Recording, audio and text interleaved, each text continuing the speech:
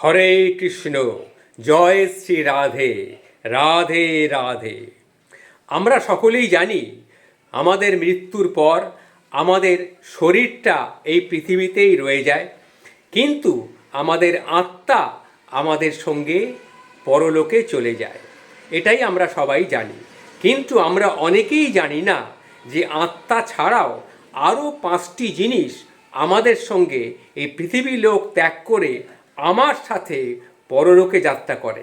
সেই 5টি জিনিস কি কি সেটা নিয়েই আজকে আমার বিষয়বস্তু, আজকে আমার কিছু বলার, সেটা নিয়েই আপনাদের সামনে আজকে আমি উপস্থিত হয়েছি। আপনারা জেনে নিন যে মৃত্যুর পর আরও 5টি জিনিস, এমন 5টি জিনিস যা মৃত্যুর পরও মানুষের সঙ্গে থাকে। তা বন্ধুরা, আমরা সবাই জানি যে এই মর্তলোকে যে জন্ম নিয়েছে তার একদিন না একদিন অবশ্যই মৃত্যু হবে। সাধারণত মনে করা হয় যে যখন কারো মৃত্যু হয় তখন তার আত্মার সঙ্গে কর্ম ছাড়া আর কিছুই যায় না, কিন্তু আসল বিষয়টি কিন্তু এমন নয়। পুরাণ অনুযায়ী যখন কোনো ব্যক্তির মৃত্যু হয় এবং তার শরীর দাহ করা হয়, তখন থেকেই আত্মার স্বর্গলোকে যাত্রা কিন্তু শুরু হয়। আর সেই যাত্রা পথে জীবিত অবস্থায় করা আরও 4টি জিনিস, অর্থাৎ তার কর্ম তো তার সঙ্গে যাবেই, এছাড়াও আরও 4টি জিনিস কর্মের সঙ্গে সঙ্গে আত্মার সঙ্গে যায়।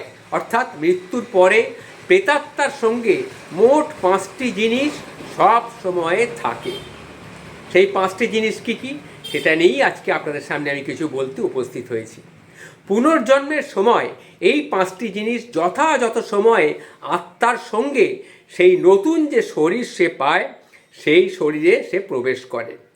তাহলে বন্ধুরা জেনে নিন, তাহলে চলুন আজকে জেনে নেওয়া যাক সেই 5টি জিনিস কি কি যা মৃত্যুর পরেও মানুষকে ছেড়ে কিন্তু যায় না।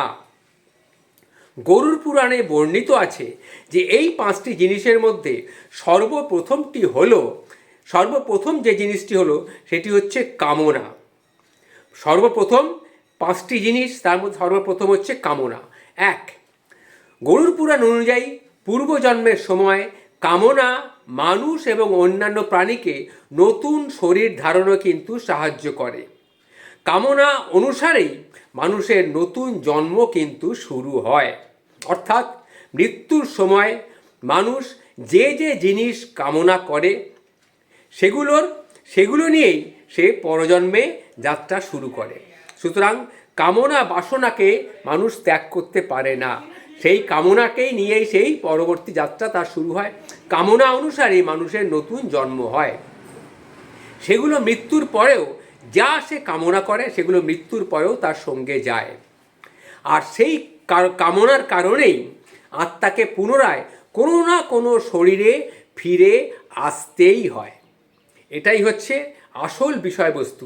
কেন মানুষ পুনর্জন্ম গ্রহণ করে? তাহলে প্রথম তার কারণ হলো তার কামনা বাসনা। এই কারণেই গরুড় পুরাণে বলা হয়েছে মৃত্যুর সময় সমস্ত ইচ্ছা ত্যাগ করে কেবলমাত্র ব্রহ্মা অর্থাৎ পরমেশ্বরের ধ্যান করাই উচিত। কারণ কোনো কামনা নিয়ে যদি মৃত্যু হয় তাহলে পুনরায় অন্য শরীরে তাকে জন্ম নিতেই হবে। এটাই শাস্ত্র পুরাণে বলা হয়েছে। কামনার পর যে জিনিস মানুষের সঙ্গে যায় সেটা হচ্ছে বাসনা। আমরা সাধারণত বলে থাকি যে কামনা বাসনা, সেই বাসনা এটাও মানুষের সঙ্গে যায়। এই বাসনা হচ্ছে 2 নম্বর। পুরাণে বলা হয়েছে কামনা ও বাসনা পরস্পরের কিন্তু সহচর, একে অপরের বন্ধু, একে অপরকে ছাড়া থাকতে পারে না। বাসনা এমন একটি বিষয় যার কোনো শেষ নেই। মৃত্যুশয্যায় থেকেও আত্মা বাসনা থেকে কিন্তু মুক্ত হতে পারে না।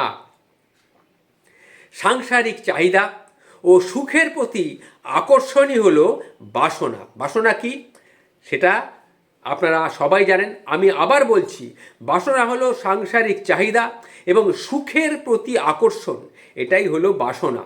অধিকাংশ মানুষ বাসনাকে শুধু শারীরিক ইচ্ছা মনে করেন, কিন্তু বিষয়টি কিন্তু তা নয়। পরিবার, সন্তান, জীবনসঙ্গী, সুখ দুঃখ এ সব কিছুর প্রতিটি আসক্তি এই সব কিছুর প্রতি আসক্তি বাসনার মধ্যে কিন্তু পড়ে।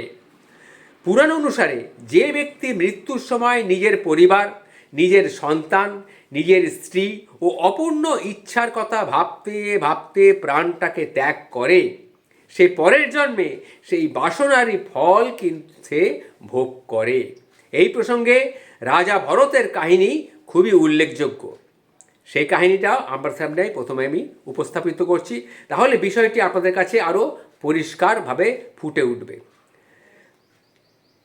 রাজা ভরতের কাহিনী। তিনি এক মিষ্টি হরিণের প্রতি আকর্ষিত হয়ে পড়েছিলেন এবং সেই চিন্তাতেই তার মৃত্যু হয়। রাজা ভরত যখন মৃত্যু হয়েছিল, তার মিষ্টি একটা হরিণের প্রতি তার আকর্ষণ জন্মেছিল।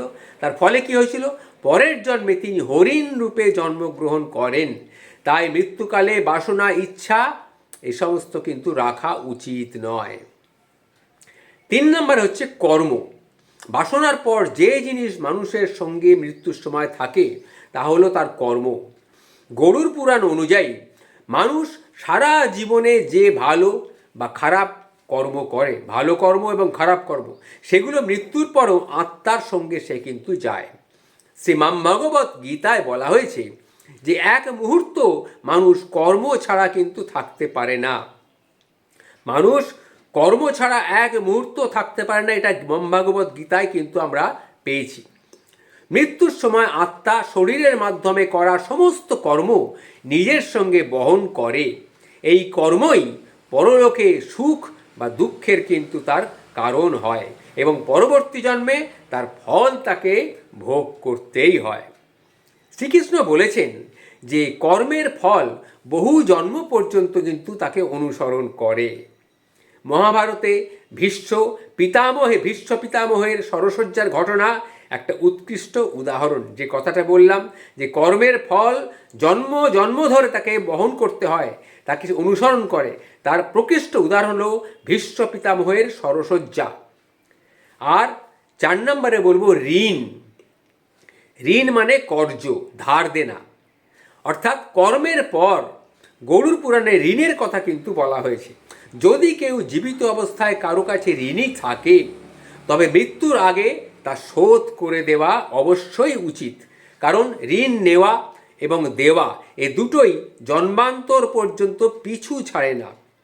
গরুড় পুরাণে এই বিষয়ে বলা হয়েছে যে ঋণ রেখে যদি মৃত্যু হয়, তাহলে পরলোকে সে হয় কি, ঋণদাতা তার পাওনা পরলোকে গিয়ে দাবি করে, আর আত্মাকে তার ফল ভোগ করতে হয়। এমনকি পরের জন্মেও এই ঋণের বন্ধন থেকে তার মুক্তি লাভ হয় না, তাকে এইভাবেই চলতে হয়। সুতরাং ঋণ রেখে, কারুর কাছে আমি টাকা ধার করেছি, সেই টাকা শোধ করে দেওয়া উচিত।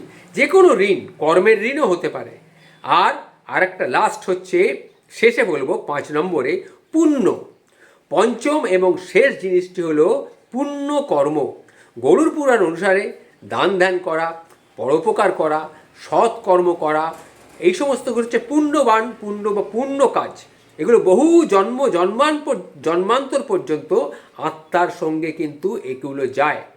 কোনো অপরিচিত ব্যক্তি আপনাকে সাহায্য করলে তা পূর্বজন্মের পুণ্যের ফল সে লাভ করতে পারে।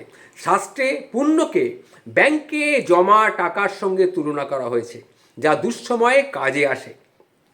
অক্ষয় তৃতীয়া, অক্ষয় নবমী, কার্তিক পূর্ণিমা, গঙ্গা দশেরা, মকর সংক্রান্তি ইত্যাদির মতন দিনে দিনে করা দান ধ্যান বিশেষ কিন্তু ফলদায়ী। এই সব দিনগুলোতে দান করা খুব ফলদায়ক হতে পারে।